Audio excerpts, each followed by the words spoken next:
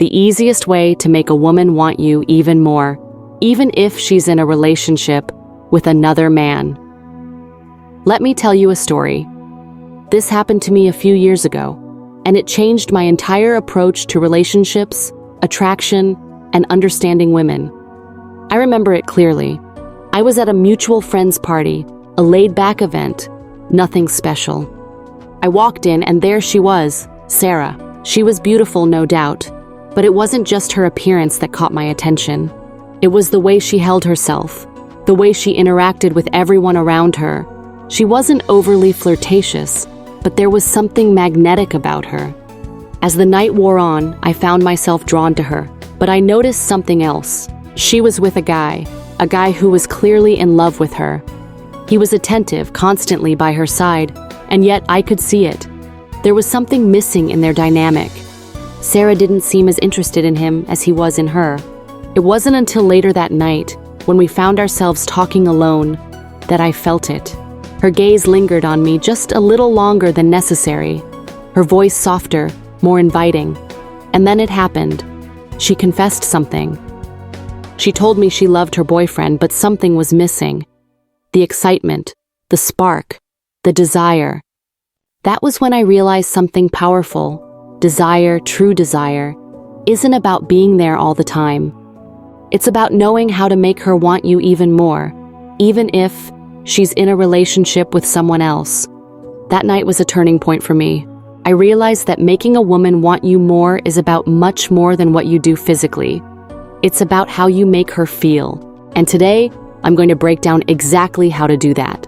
The emotional dynamics, the psychological triggers, and the subtle techniques that make her crave you. If you're ready to learn the deep, raw, real tactics behind making a woman want you more, even if she's with someone else, hit that like button now and subscribe. You don't want to miss this. Now let's cut to the heart of it. You've got to understand one thing. Confidence is key. And I'm not talking about the fake kind of confidence. I'm talking about the real confidence that comes from knowing your worth. You see, when I met Sarah that night, I didn't need her validation. I wasn't trying to impress her, or anyone else for that matter. I was just being myself, unapologetically. And that's when the magic happened. Confidence isn't about swagger or putting on a show. It's about being comfortable with who you are. Women are attracted to men who don't need their approval to feel good about themselves. They want a man who stands tall in his own skin, who is emotionally grounded, and who has a life full of purpose.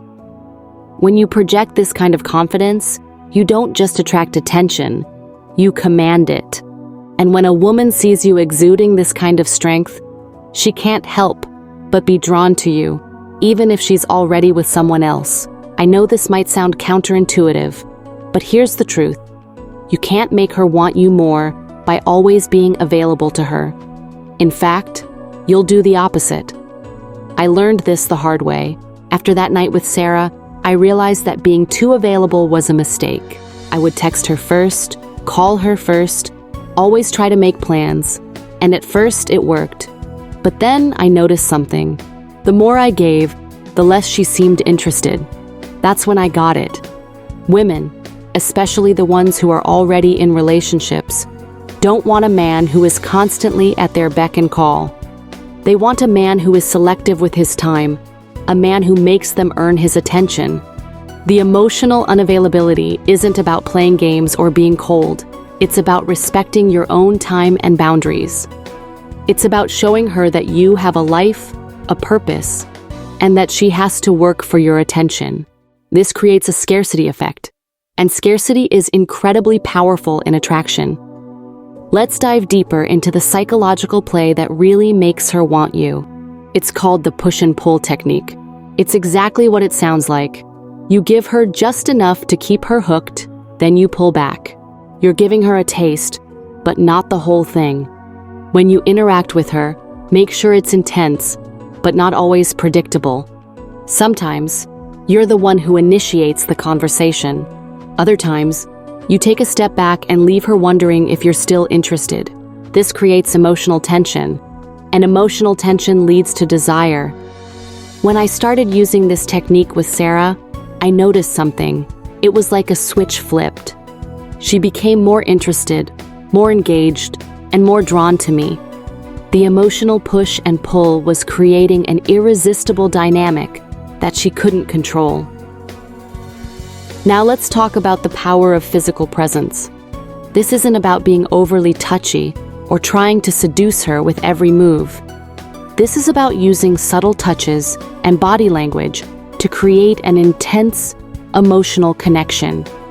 Here's what I did with Sarah.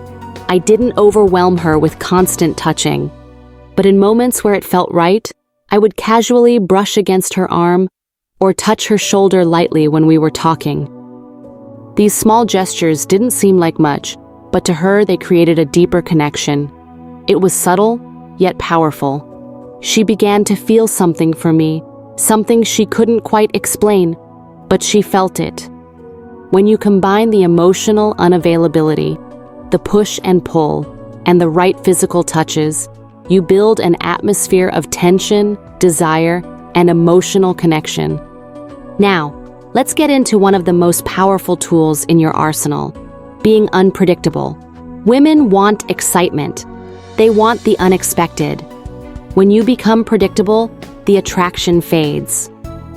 But when you remain a little unpredictable, when she never knows exactly what to expect from you, it keeps her on her toes. When I started becoming a little unpredictable with Sarah, I saw how it changed things.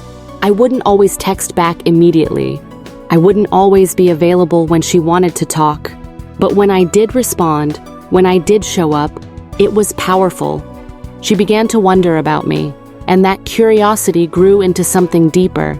So, here's the bottom line. The easiest way to make a woman want you more, even if she's in a relationship, is to become the kind of man who challenges her emotions, stimulates her desire, and respects his own value. You don't need to chase. You don't need to beg for her attention. You need to be the man who is so grounded in his own life, so confident, and so emotionally intelligent that she can't help but wonder about you.